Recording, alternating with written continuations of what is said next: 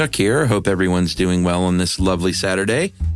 I gotta say, if you've been sitting around for 2 weeks, wondering what the other 7 wonders of the ancient world are, well, that is some serious patience, my friends. So here it is, part 2, continuing from 2 weeks ago, how the 7 wonders of the ancient world work.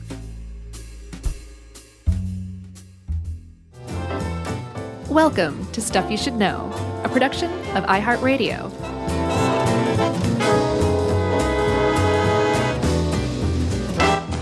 Hey, and welcome to the podcast. I'm Josh Clark, and there's Charles W. Chuck Bryant, and there's guest producer Noel again.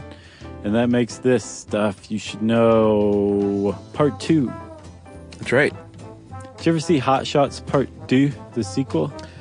No, I didn't see a lot of those movies at all, except for the airplane movies and the Naked Gun movies. The Hot Shots movies were worth seeing. Did not see those. Did not see any of the scary movies. Oh, the scary movies? You haven't seen those? Nope. All of them are good. Like, every single one of those are good. Really? Yeah. I did record a movie crush yesterday with for the movie Scream, though. Oh, yeah, with who? Nate Bargatze, comedian. Sure. So it was interesting that I had to do Scream research, and like that movie changed. Like horror movies were on their last legs. Yes, they were. Not to say that something else might not have come along, but it was Scream that like revitalized a genre. Yep, that's pretty cool. Yeah, it was kind of a watershed movie. Did we talk about that in the horror movies that changed the genre episode? Did we? I'm pretty sure we had to have. Boy, if we didn't, we missed out. Well, if we didn't, we probably just said, and obviously Scream. We don't even need to mention that. Well, it launched the Scream franchise. It launched the Scary Movie franchise in a way. Mm-hmm. Oh, yeah. And relaunched a genre. Yeah, so scary movies worth seeing. Hot Shots is worth seeing. Naked Gun's worth seeing. Of course. Although I would put either one of the Hot Shots up against the third Naked Gun any day of the week. That's my bookie. Over the third Naked Gun? Yeah. Okay, that's fair. Yeah. And then don't get me started on, what was it, like The Godson? The what? The Godson? I don't know what that is. It was like a Godfather spoof that Leslie Nielsen was in with Dom DeLuise. I haven't even seen more Holy than cow. 5 minutes of it. I don't even know what that is. You stumped me. Oh, good. Thank you. Well, that's a good start to this episode, don't you think? You're welcome. Thank you. So, Chuck. Yes. We're moving on. We've already talked about the Great Pyramids at Khufu. We talked about the Hanging Gardens of Babylon and the Temple of Artemis at Ephesus, right? All three of them, top notch. Yeah, and if you don't know what we're talking about now, and this is your first episode of Stuff You Should Know ever, this is the second of a 2-part episode.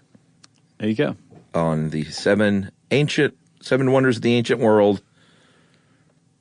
And here's part 2. Right. And we're going to start with the statue of Zeus at Olympia. You have to say it like that. There's no other way to say it. That's how, who's the guy's name? The boxing guy? That guy, I don't know his name. Yeah, he used to stand at the statue of Zeus and say that on an hourly basis. Yeah. It's pretty amazing stuff. So this one is one of my favorites, but not my favorite. I promise that my favorite was in here, but this is not quite it. Okay. Although it's close because, this is the main deal here. Olympia, Zeus. This is no run-of-the-mill god in some cast-off city. No, it was the site of the first Olympics, so it was a pretty important city. Very important. It was nowhere near Mount Olympus, though, curiously, but it was pretty important, right? Yes. This one, to me, is the most ho-hum of them all. Oh, yeah? Mm-hmm. I'm not quite sure why, but I am just kind of like, whatever about it. All right. Well, the temple, let's talk about the temple at first. Okay. And also, I should warn you that this article has the proportions wildly incorrect. Oh, how tall it was? Yeah. All right. What is it for real? This article says it was 210 feet tall. That's a 20-story building. Yeah. The temple was not as tall as a 20-story building. It was 68 feet tall. How did they get it that wrong? I don't know. I just don't know. It's staggering. It's as staggering as this temple would have been had it been 200 feet tall. And it doesn't even say it was somewhere between 68 and 210 feet. Right. It's weird. Oh, that's annoying. Everything else is right about it, though. Okay. So it was 68 feet tall. Still pretty impressive. Sure. For the time. Well, yeah. But I would have to say, if you were driving through Dunwoody, you saw a 68-foot tall temple, yeah, you would probably still be impressed, even though somebody just built it. So I think it's still impressive even today. Yes. So the temple's fairly impressive, but inside we're talking about the statue mainly. The Greek artist Phidias was commissioned, and I imagine these artists were paid pretty handsomely for these jobs. Yeah, because, there's only a few of them who were capable of doing this at the time. Yeah, I mean, there are only a few people in the world that could do this now. Right. On something of this scale. True. So they said, hey, Zeus is the man. We want a statue of Zeus. And he said, yeah, I can knock that out. It's 450 BC. Shouldn't take me too long. 8 years later, he was finished. Right. And he used some really weird materials. Like so the temple itself, it was like a standard temple, 68 feet tall, like all of them were. Bunch of columns, that kind of thing.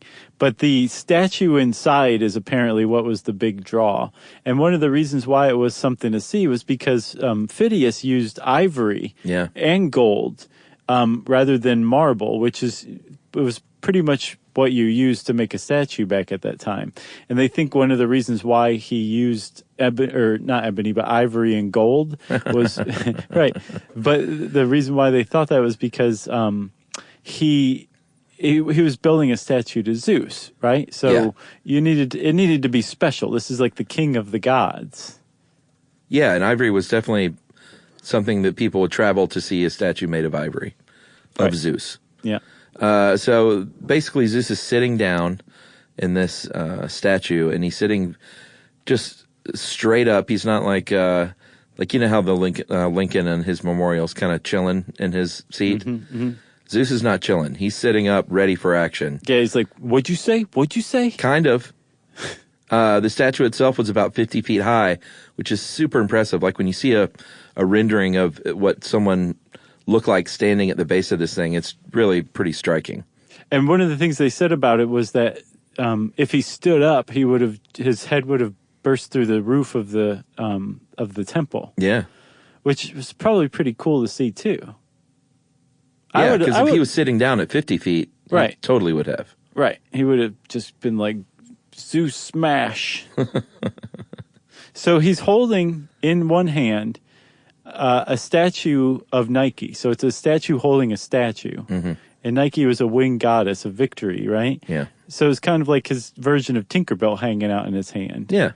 And on the other hand, he's holding a scepter, which is pretty appropriate for the king of the gods. Sure. And again, he's seated on this throne. And yeah, if you look at artists' rendering of them, we should say here, most of this stuff, by the time these lists were written, were already aged, and then they've crumbled over time. So we actually don't know exactly what they looked like. Some people saw them firsthand, but a lot of this information comes from secondhand sources or even further down the chain than that. Yeah. So we're not exactly certain of what they looked like. But for most of these, because they were so widely regarded as 7 wonders of the ancient world that you have to see, that enough people wrote about them, talked about them, that if you really spent some time, you could put these sources together and come up with probably an accurate description of what it looked like. Yeah, for sure. And the remarkable thing about this one is apparently was the expression on Zeus's face. Not only is he sitting straight up, ready for action, he just had this look on his face that was kind of intimidating, I guess you could say. You've disappointed me and your mother. Yeah. That's what it said.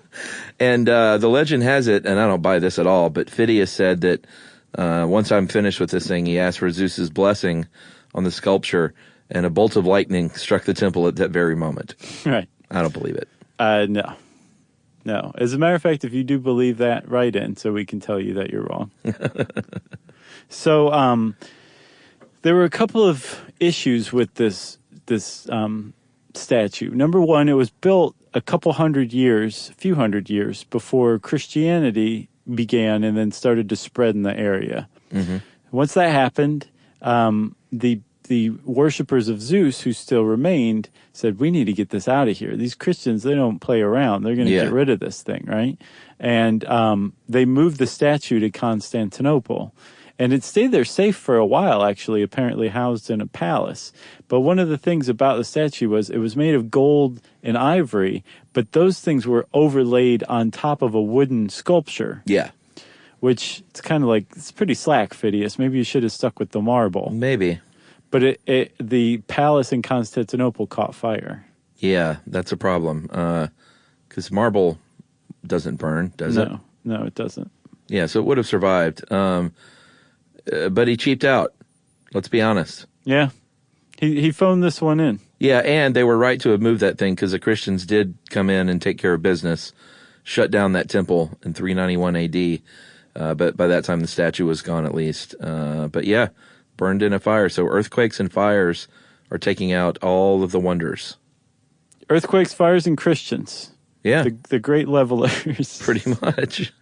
So back in, I think, 1950, this guy, and again, like this stuff just sat in the realm of legend for a long time. Although I think the ruins of the temple itself are still around, aren't they? That I'm not sure. I think they might be. I like over the last 2 days, I've seen so many pictures. I have too. Of ancient temple ruins that I'm like, which one is that? Yeah, My it's hard to tell. Mush, right? I think this one may still be around in Olympia, the ruins of the temple. Like you can still make out a couple of steps leading up to it, that kind of thing. And there's like the posts of a couple pillars or whatever. But they found in 1950 the workshop that Phidias used beside the temple. And apparently we're able to recreate, using the molds that they found, probably what the statue looked like. Which is pretty impressive, just working from old molds. Yeah, not only that, but these were on coins, right? Oh, yeah, that's right. That's the other one. Yeah, they were on Greek coins. So this isn't one where you really had to guess so much what it looked like, because on those coins there is a lot of detail about what it looked like. And because coins, they were originated there, just where they ended up, eventually would give a little indication on how far people had traveled to come see this thing when they carried those coins back. Yeah, it made me wonder, like, were those coins currency or were they like souvenirs? Like if you go to Dollywood or Kennedy Space Center or something like that and get a coin made. Yeah, I didn't think about that. I wonder. Because, I mean, this was an age where there were tourists and they were already selling the replicas of the Temple of Artemis as tourist mementos. I wonder if these coins were that too. Yeah. Pretty neat to think about. Ancient tourists. Should we take a break? Yeah. All right, I'm going to contemplate that, and we'll be back right after this.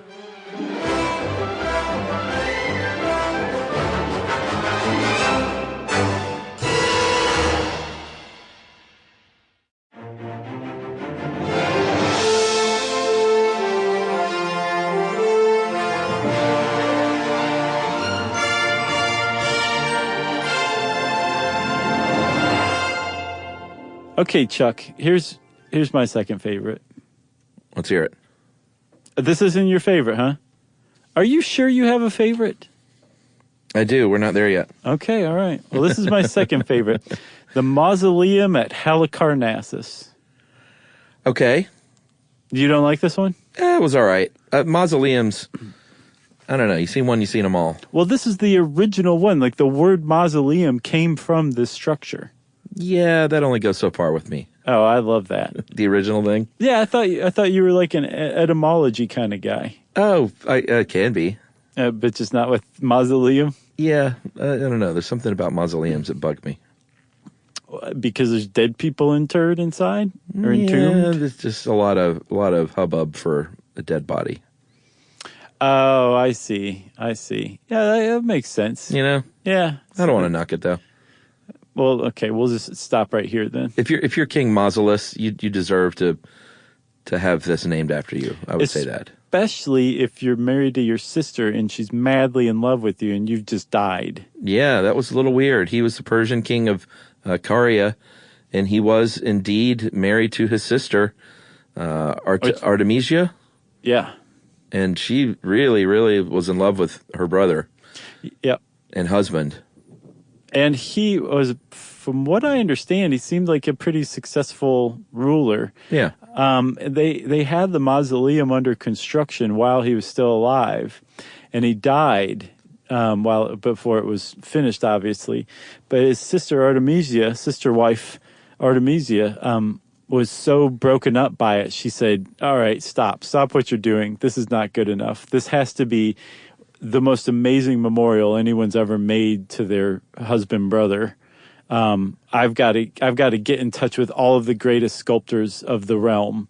And she did. She got in touch with at least 5 of the greatest sculptors alive at the time. And they were headed by a guy named Pythias, who not only was one of the sculptors, he was the overseeing architect of the entire project. Yeah, so like he architected the whole thing, and then she got one sculptor per side to embellish the outside. Scopas, Bryaxis, Leo Charis, Olay. and Timotheus. That one's easy. That one is easy. And this one has often been called because she had all these different people working on it. And not only that, but I think for years afterward, it became a place where artists could exhibit and showcase their work. Mm-hmm. So in the end, this thing ended up being, I think, not as coherent as what you would think something might be when you just hire one person to work on it.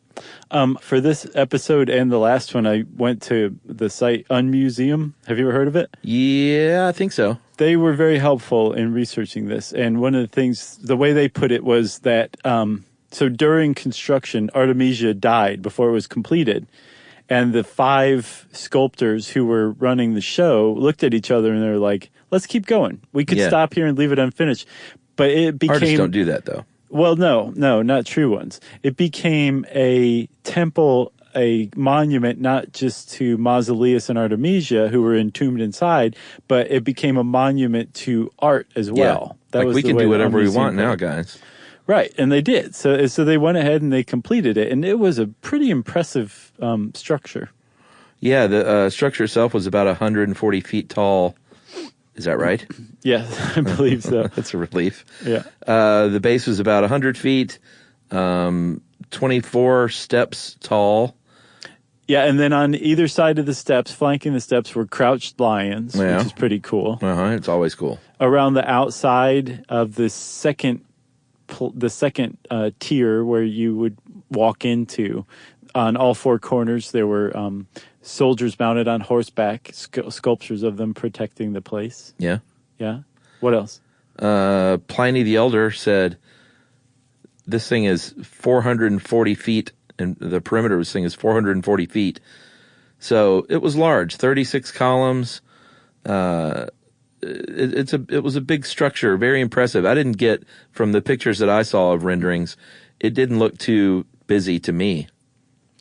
No, I'm not sure. The only place I saw that kind of shade being thrown at it was in this How Stuff Works article. Yeah, I mean, I know that there were different people working on it, but it didn't look like... I expected when I saw it to look like a big mess. And it did not look like a big mess. No, it looked pretty neat and tidy, right? Yeah. So one of the things that I love about this thing, so again, Artemisia and Mausoleus are entombed inside this thing, but it's also like just a place you would go, take a date or something on a Sunday afternoon in the city of Halicarnassus, right? Uh-huh. One of the cool things about this is that this structure stood for hundreds and hundreds of years after the city of Halicarnassus fell to ruin around it. Yeah. That is so cool. Just imagining this abandoned, ruined town. Uh-huh. And in the middle of it is this 140-foot tall mausoleum, the world's first mausoleum, with all these ornate sculptures around it. It's just almost completely out of context with the surroundings now that the town has fallen to ruin. Yeah, that is pretty cool for sure. But like all these other ones, earthquakes would eventually take care of business in the 1400s and shake this thing down. And again, like a lot of these other stories, in 1494, they used the Knights of St. John of Malta said, "Hey, let's take all this scrap and use it for our own castle." Yeah, a city as Halicarnassus fell to ruin, another city nearby grew up called Bodrum. And the ruins at Halicarnassus, you would go to Bodrum today to view the ruins of Halicarnassus, the mausoleum, I should say. But the big draw, apparently, is the Knights of St. John's Castle. And to build that castle, some of the scraps that they used were from the mausoleum. So you can still see original parts of the mausoleum, but they've been incorporated into the structure of the castle that you would view. Yeah. Which is cool. So it's still around in some way, shape, or form. Yeah, totally. That's very cool. But that earthquake that got it in the 1400s, it actually had a weird way of preserving some of it, right? Oh, yeah?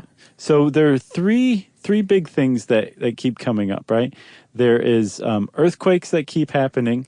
There's people using scraps to build other cities nearby. And then there's the British Museum. Those three things figure into the seven wonders of the ancient world big time. Because if there's a piece of one of the seven wonders of the ancient world somewhere in the world outside of its original location, it's probably in the British Museum. Yeah. And that's the case with a few things from the mausoleum at Halicarnassus.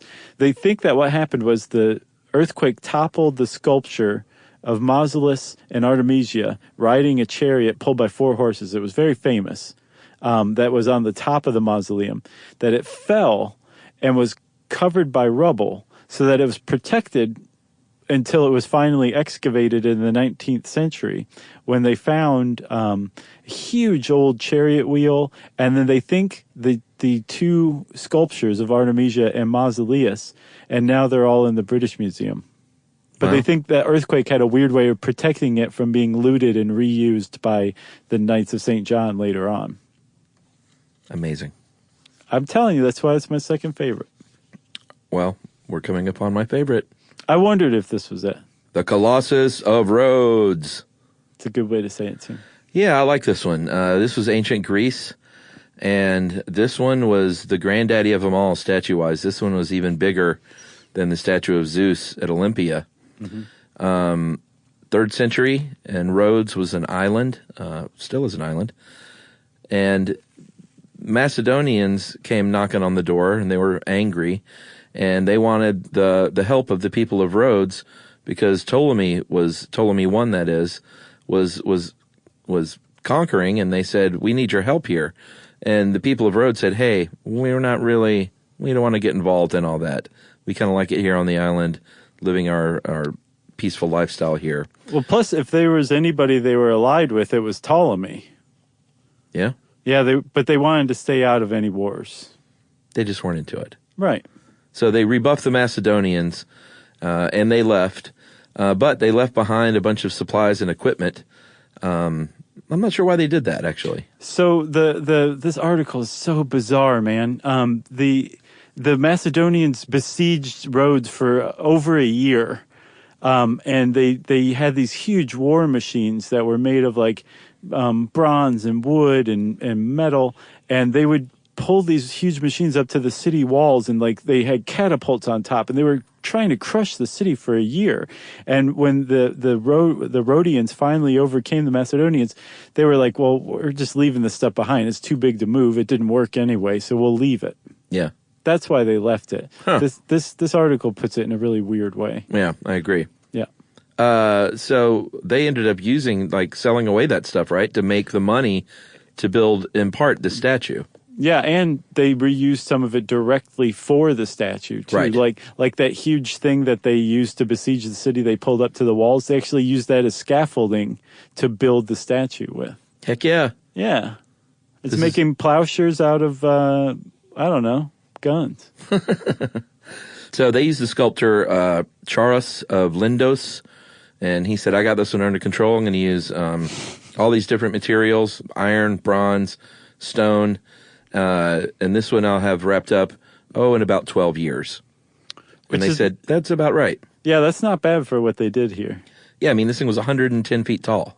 Yeah, it had a skeleton of iron, and inside the skeleton for structure, it had huge stone columns running through it. Yeah. And yeah, it was like the actual statue itself was about as big as the Statue of Liberty is today and followed like a pretty similar structure. But like 1,000 or so years before, a couple thousand years before. Yeah, people think from written accounts that it was holding a torch, like Lady Liberty does, and that the face was modeled after Alexander the Great, some say. And here's where it gets interesting to me is if you look up pictures of this thing, you will likely see it standing astraddle the entrance to the harbor. Right. So literally standing there, like kind of with his legs spread, and you would have to sail a ship between his legs to get into the harbor. You shouldn't look up. Yeah, don't look up. Because the detail was really amazing. Very amazing. And 110 feet high, like, you know what you're going to be staring at. So there are accounts and there are plenty of illustrations and other things that support this. And it looks, trust me, if you look it up, it looks very cool. Like, you know, they were into making things this tall just because it was so mind-blowing. But also they were thanking their patron god Helios for sparing them from having to go to war. Which is pretty cool. That's one of the reasons I like this one is they were saying like, you know what? We stayed out of war. We managed to remain at peace. We're going to build a monument to our God who we assume helped us out. Yeah, but when they did these things, like with most of these, I love that they were just like, nah, you know, 20-foot high statue would be great. That's impressive. Like they would try and build things as large as humanly, literally possible engineering-wise at the time. I see your point. Yeah, that is pretty neat. So when you look at pictures of this straddling the harbor, it's just like, it's enormous. It's huge. Unfortunately, that's probably not how he stood. Right.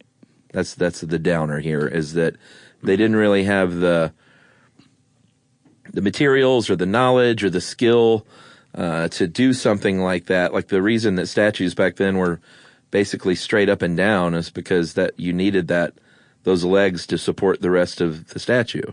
Yeah, and they were atop a pedestal that could hold the weight of the statue above it. Yeah.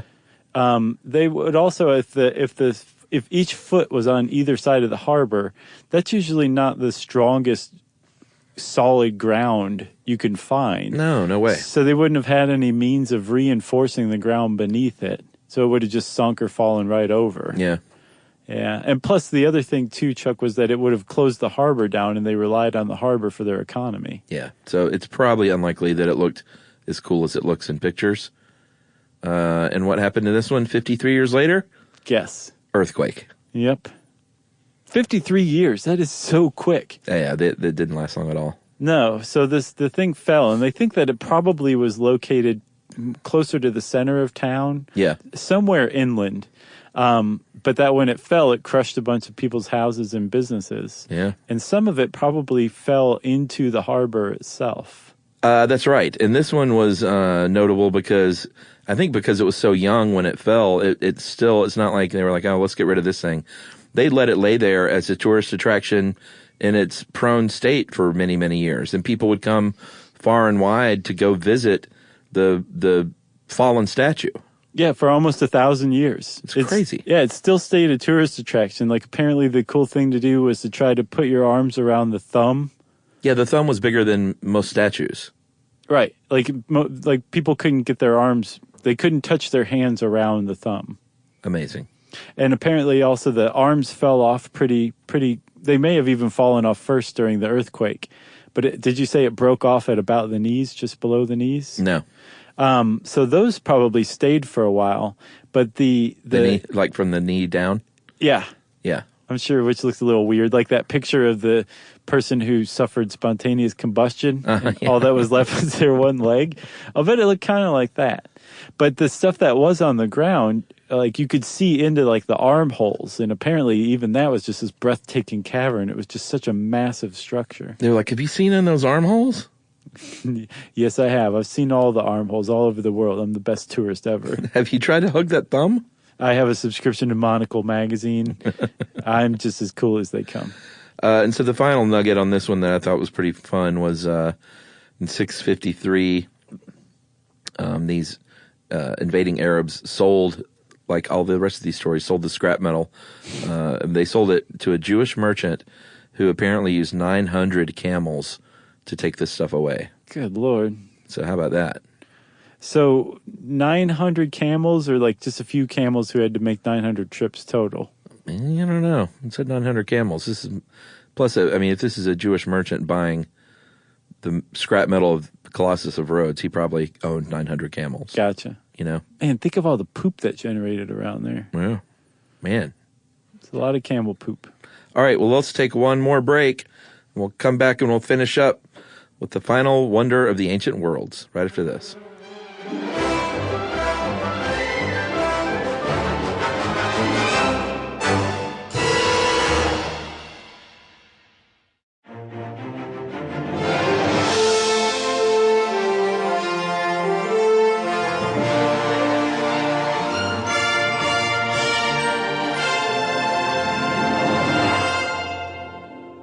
All right, Chuck. We're at the last one. This one's pretty neat too. I don't think we ever said when the Colossus of Rhodes was built, did we? Oh, geez, did we not? So it would have been in the 3rd century. No, the 4th century BCE is when it was built. 294. So this is, remember, we've been going chronologically through all of these. And this is then the youngest of the ancient wonders. Yeah, the little baby of the group. The lighthouse of Alexandria. And I've got a lighthouse thing. Sure.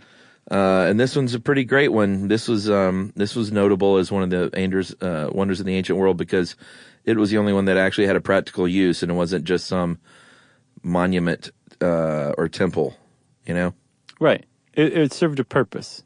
Who was it that said nothing useless can ever truly be beautiful? Or was it just a movie line that I remember? I think that was John Cusack. Okay, that's it. What, nothing useless can ever be beautiful? Yeah, man, I wish I could remember what that's from, because I'm sure we're going to get a lot of email about it.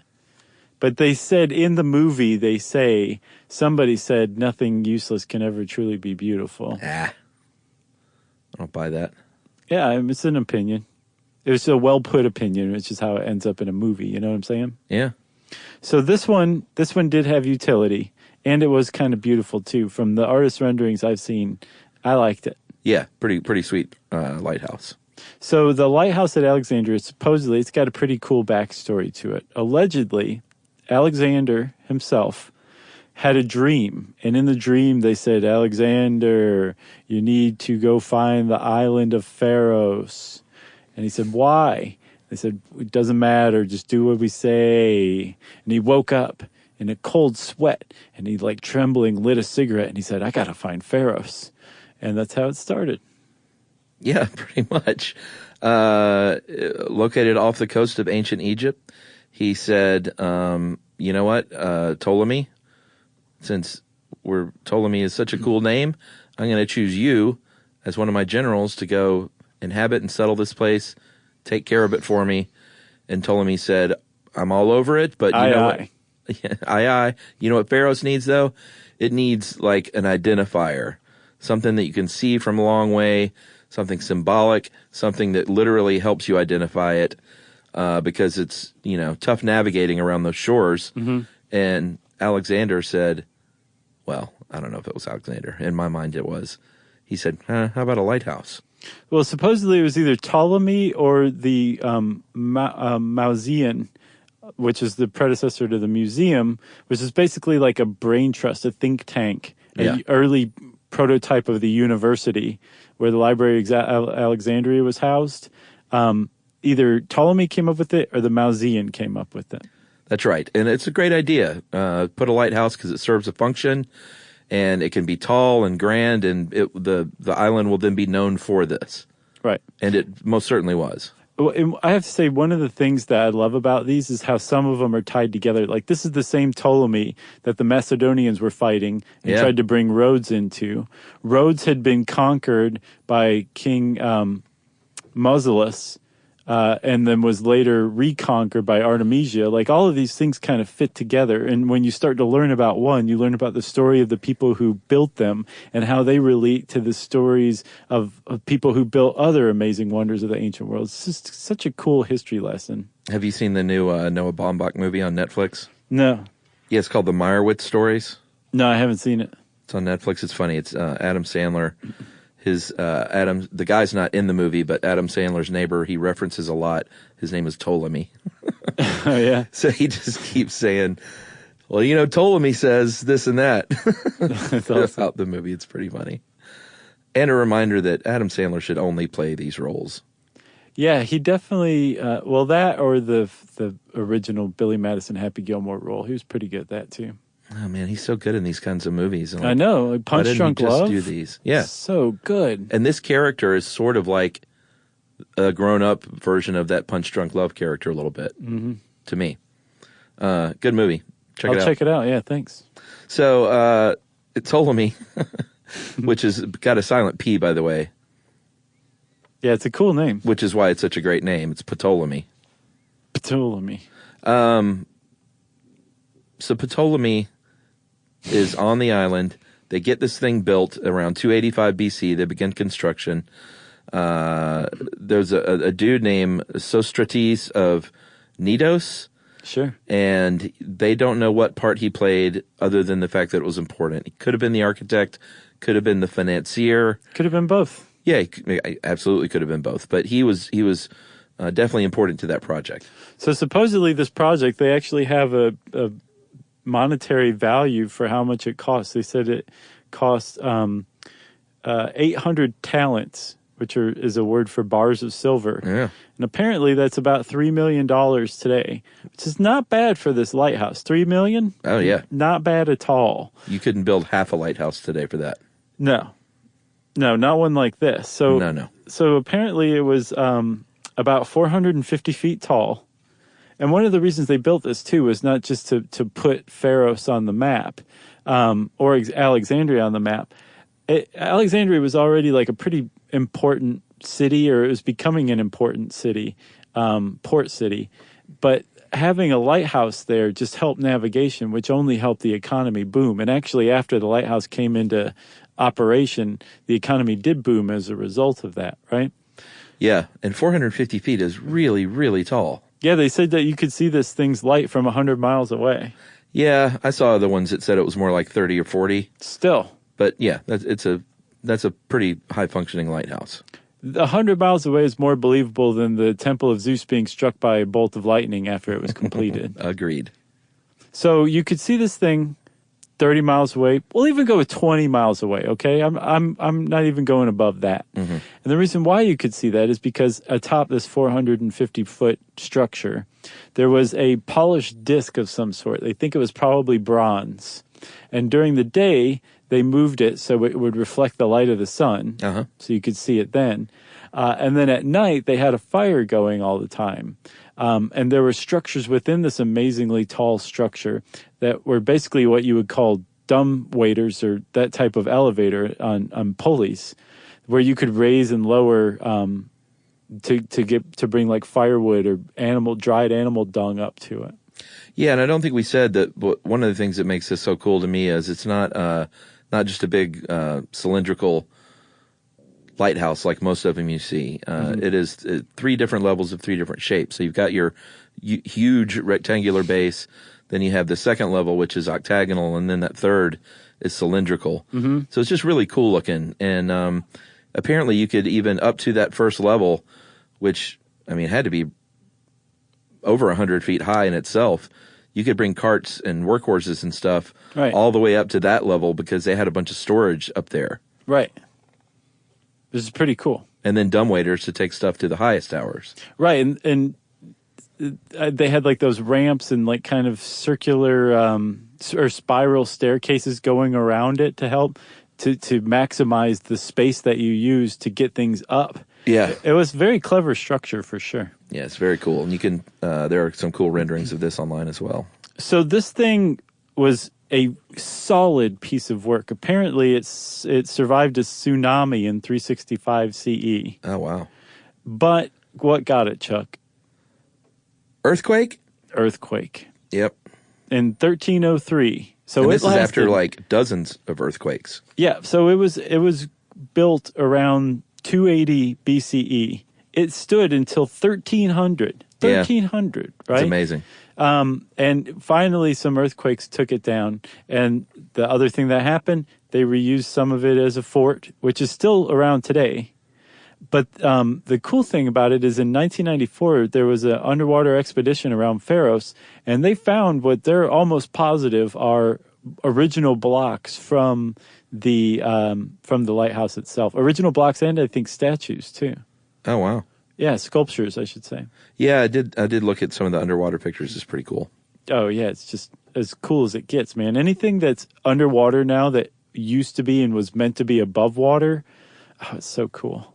It's so creepy. I was reading this really interesting article about the Andrea Doria, the luxury liner from Italy that I think it sunk in the 50s or early 60s, but it's like this incredible wreck site that people dive, and they call it like the underwater Everest, because if you're a underwater wreck diver, that's like, it doesn't get any better than that. Yeah. But it's also extremely dangerous. And I read this really well-written article about it. I can't remember who wrote it, but just start reading Andrea Doria articles, everybody, and you'll find the one eventually. Well, we'll do a podcast on it. How about that? Okay, let's do it.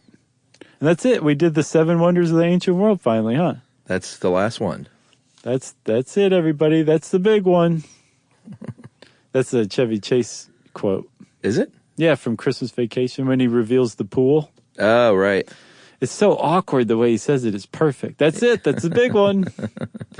Well, at any rate, Christmas is come and gone, Chuck, but this is the last episode that we're going to release this year. So I think we should wish everybody a Happy New Year. Yeah. Happy New Year, everybody. Thanks for sticking with us this 2017. And we'll see you in 2018. On a personal note, happy birthday to my sweet wife, Yumi. And we'll see you guys next year, right? I sure hope so. So in the meantime, it's time for listener mail. That's right. We're going to finish out this 2-parter with a single listener mail about bath salts. Appropriately. Because why not? Yeah. Hey, guys, I'm not one to take hard drugs often, but my friend and I were going to an EDM festival and decided to take what we believed was Molly. The drugs were crystalline, and we took them orally. Yuck. The experience did not go as planned. A few days later, we used a drug testing kit on the remaining crystals and found out, dun dun dun, bath salts. Isn't that scary? Like, I'll take that. That looks like a drug. Sure. It's crystalline. Yeah, sure. Unlike any other party drug that might make you feel ready to dance, this stuff gave my friend and I the sensation that our feet were stuck to the ground by a magnetic force, and lifting them was almost impossible. This made dancing very difficult, as all we could do was awkwardly move around with the top half of our bodies. Additionally, we felt super paranoid that everyone around us was watching us and judging and laughing at our pitiful attempts to dance. By the way, Anonymous, no one noticed you. I can go ahead and tell you that right now. Right. It was impossible to enjoy the music with my mind racing. These unpleasant thoughts and the feeling lasted for the full day. After the disappointing day, we headed back to the apartment, ready to get some rest, tackle the next day drug-free. But no, the bath salts would not let us sleep. Try as we might, all night long, we laid there wide awake. Part of the song, Turned Down for What, by DJ Snake, played over and over in my mind for 8 hours straight. This sounds really bad. It does. My eyes were closed, and it felt as though I was watching a show of squiggly, neon-colored shapes pulsating in rhythm to the incessant music in my mind. Somehow we managed to get to the festival the next day, but we felt like zombies, and we were not even at the cannibalism stage yet. I'm not sure what that even means. Well, the whole face-eating bath salts legend. Oh, gotcha. She's like, we weren't even there yet. And it still was terrible. She didn't even get the pleasure of eating someone's face. Right. So just from experience, I will second what Josh and Chuck said and urged, steer clear. That is from Anonymous. Thanks a lot, Anonymous. Appreciate that. That is the more you know. Or no, that's one to grow on. That's one to grow on. If you want to send us one to grow on, hit us up. You can send us an email to stuffpodcast@howstuffworks.com. And as always, join us at our home on the web, stuffyoushouldknow.com. Stuff You Should Know is a production of iHeartRadio. For more podcasts from iHeartRadio, visit the iHeartRadio app, Apple Podcasts, or wherever you listen to your favorite shows.